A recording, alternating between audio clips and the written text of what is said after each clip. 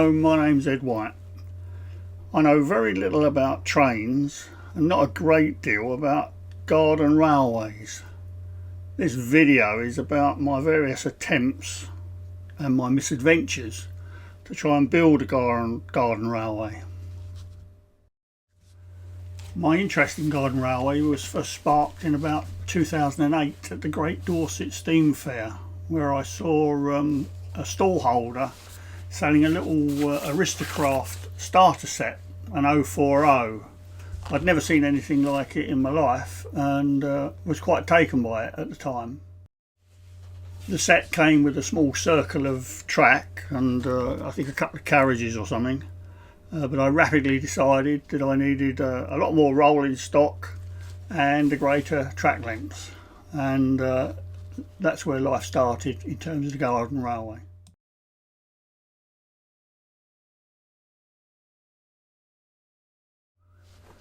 This was the sort of thing that I aspired to. I'm sure the old hands will laugh their socks off, but this is the closest I've ever actually got to recreating said scene. My first attempts at building a track were at ground level. I only have a small garden and that's a real restraint. Initially I also had a fish pond, and I decided it would be a brilliant idea if the track actually ran around the pond. I'll come back to this aspect of things a bit later on. As you'll find out, trains, particularly electric ones, and water and fish ponds are not necessarily the greatest mix. First attempts at track laying were bits of wood propped up on bricks and more or less placed at ground level. The bits of wood were cut to various lengths to try and facilitate bends. The gauge was 45mm and the bends were about 2 or 3 feet in radius. Over time I decided to introduce gradients, uphill and downhill. Frankly, none of this ultimately proved to be a very good idea. Backache, fires, crashes and runways were definitely the order of the day with the first attempts at track laying.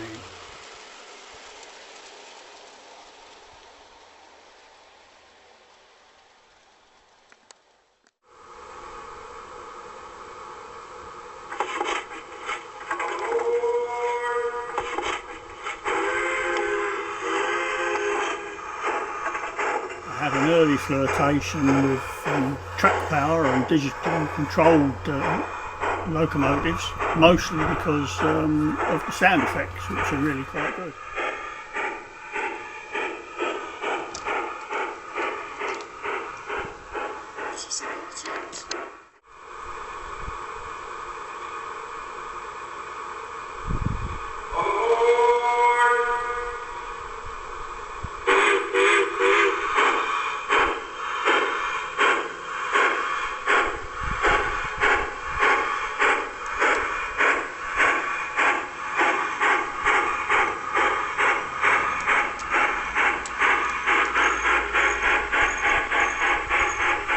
One fine day, the inevitable happened, and one of the two digitally controlled Swisher locomotives ended upside down at the bottom of the fish pond following an incident with a carrier bag that blew over the fence while I was off making a cup of tea and not paying any attention whatsoever.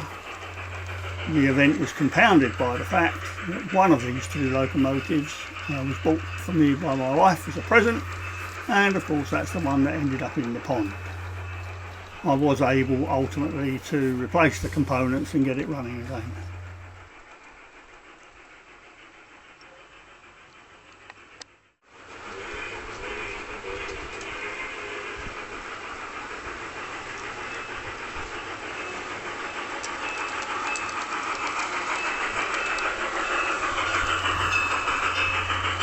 Old age, backache and the constant necessity to keep the rails clean for track power very rapidly weaned me off the system.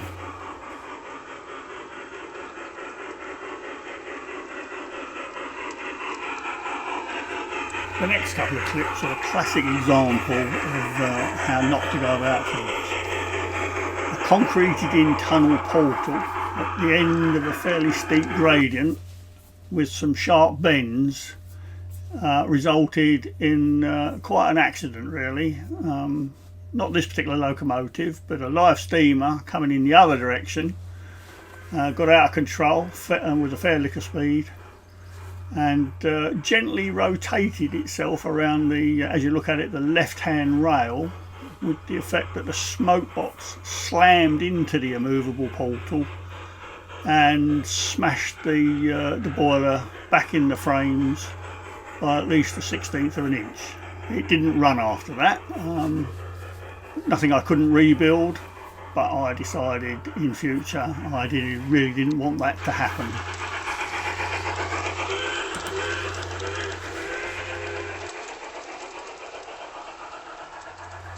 The bottom of this slope is the scene of the spectacular rollover accident with the live steam locomotive.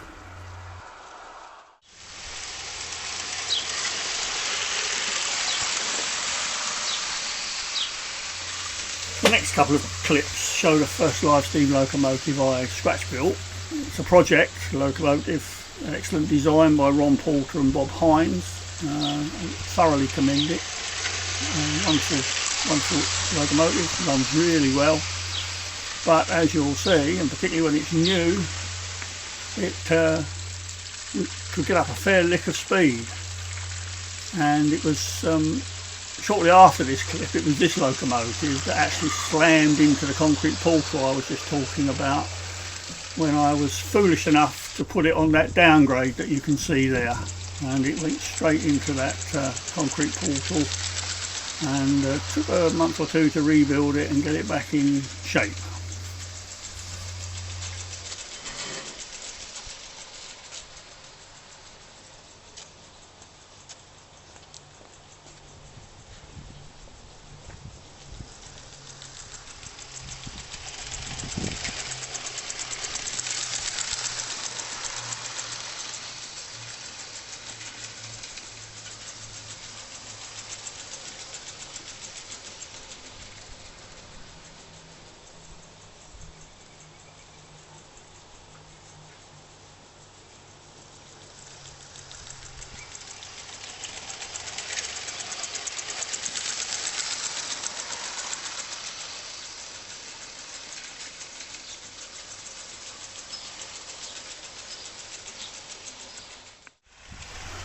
I called a project locomotive my 10 bob locomotive. Reason being, it didn't really cost me anything. The only thing I bought for it was the pressure gauge, and that got broken. Everything else, including the wheels and everything, came out of my metal stocks. I've done model engineering for a long time, so I've got a fair bit of ferrous and non-ferrous lying about. Poor old project, actually. Was the subject of very many of my early accidents. This bend in particular. One fine day, poor old project out of control again, came rocketing up to the bend and went straight on and ended up upside down in the grass, and it and one or two of the carriages behind, I'll show you a photograph in a minute, everything ended up on fire. At the time of this crash, of course, the spirit tank for project was absolutely full. I'd only just put it on the track, and when it went over, everything caught fire, as I said, and the fire rapidly burnt through the flexible coupling from the spirit tank to the locomotive itself, and that's the remnants. In my panic at the time, I simply stood the locomotive back on the track. I have the burns, or they've healed now, the burns to prove it. This is one of the carriages, and stood it back on the track. From which I learned, actually, you can't see a spirit fire very well in bright sunlight, and various parts of the track actually simply ignited.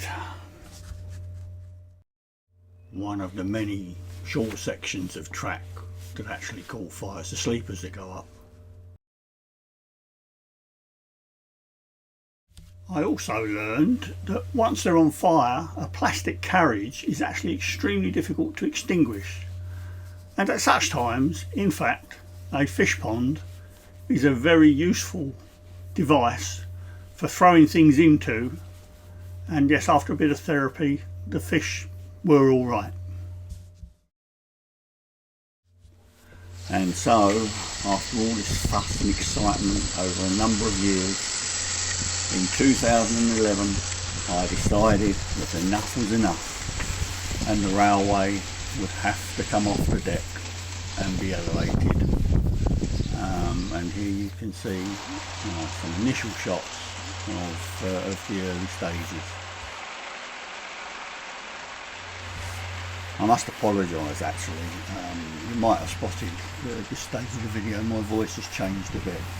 I have contracted plague and have a sore throat. Nothing to do with the making of this video, but there's just a plague going around Lincoln where I live at this time. Construction of the elevated railway consists of, as you can see, galvanised poles driven into the ground until they will go no further, with some welded up angle iron T-sections clamped to the vertical posts and bolted to the underside of the railway deck. The railway deck consists of a mixture of shuttering ply and some shuttering type chipboard. The top of the deck is fairly roughly covered with roofing felt. No great effort put into it. I did make a mistake. I did overlap the joints of the roofing felt. That was an error because there's a bump in the track every time it crosses such a joint, and it would have been better if the felt had been laid simply butt jointed so there were no humps and bumps.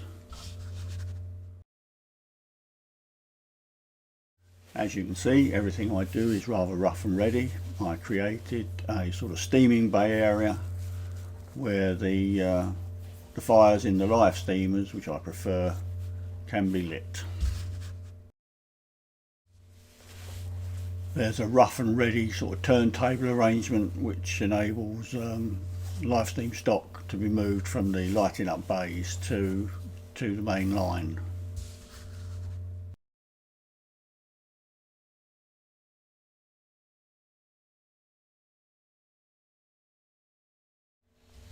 So here's a sort of synopsis of things I've learned.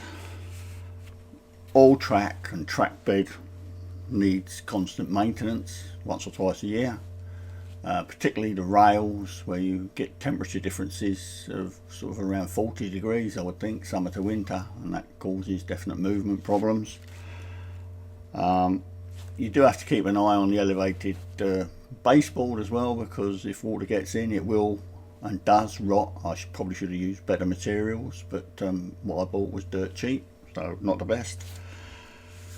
Catch fencing on the elevated railway is a good idea to try and prevent the worst of the accidents when the trains fly off, but it's not proved to be 100% reliable.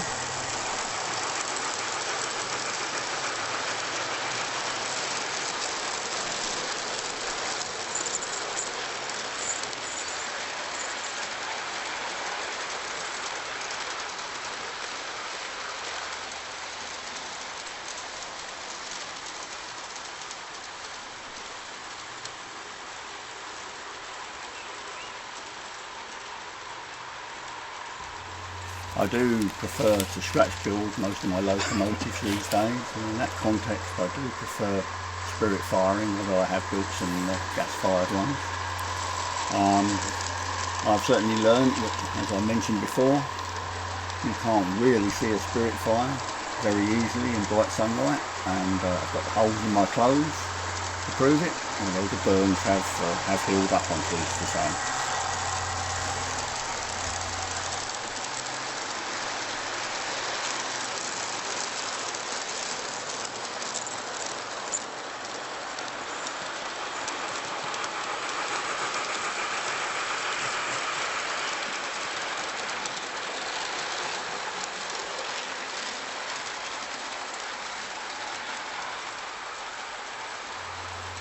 It's a personal preference and probably an odd one at that, but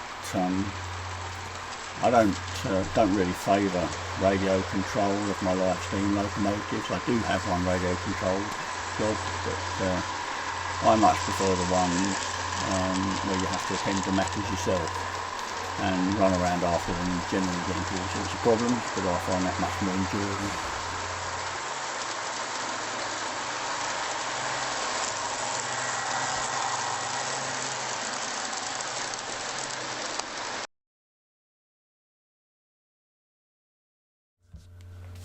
Not only do I prefer to scratch build or my own locomotives, or at least modify, like the Challenger, modify a shop board job, I also do like to build some of my own rolling stock.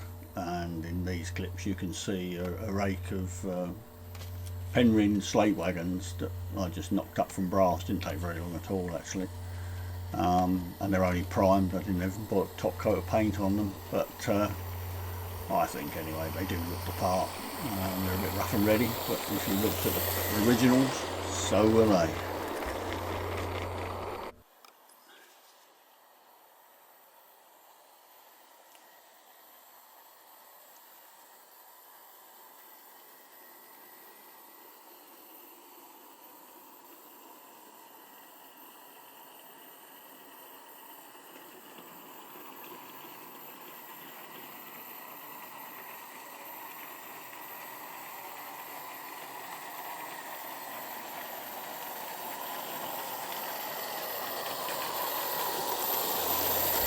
This is a scratch built locomotive by me, based on a Fowler design, and the carriages are either wholly scratch built or they're actually cut down and modified from proprietary wooden kits. I do find the wooden kits actually to be quite satisfactory. They don't catch fire quite as easily as other things, and using the 6 foot rule, I stand back 6 foot and have a look, I think they look alright. I know not everyone agrees, but that's my view of it.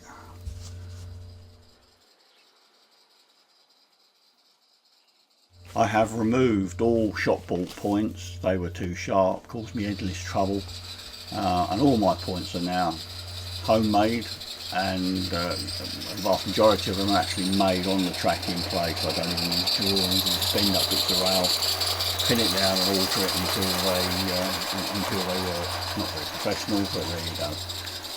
But you are able to create your own radiuses, and I won't say derailments and points is a thing of the past, but certainly they don't happen anywhere near as often.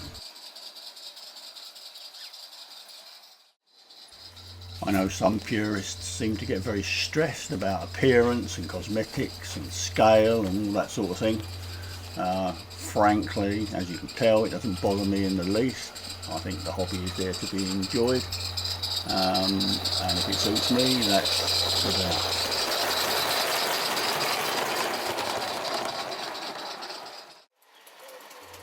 Don't ask me how I know this, but it is certainly not a good idea to set a live steamer off at a brisk pace and then it set a long and protracted, complicated phone call on your mobile phone, at the end of which you look up and think, I wonder where the train has gone. Not a happy ending.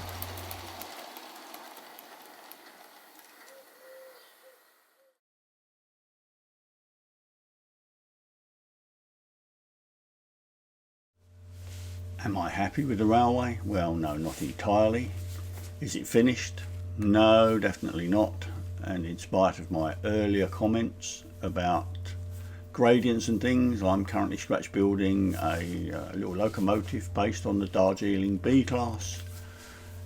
And of course they ran up a gradient, and so there will be a spur on this line ultimately at about somewhere between about 1 in 30 or 1 in 50, and we remain to see what happens. I shall buy a fire extinguisher, however.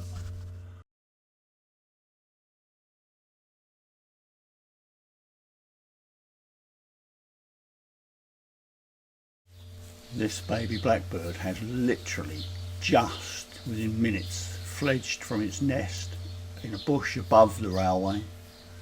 I can happily say that the trains don't bother the blackbirds. They've nested in this bush for years, doesn't bother them at all. And this little girl with her mate is still in the garden to this day.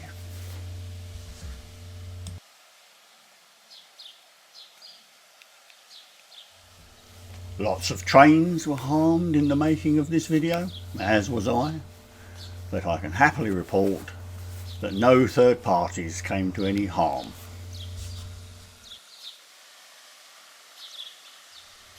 Thank you very much for watching. This video did turn out a bit longer than I'd intended, but hopefully it's of some interest.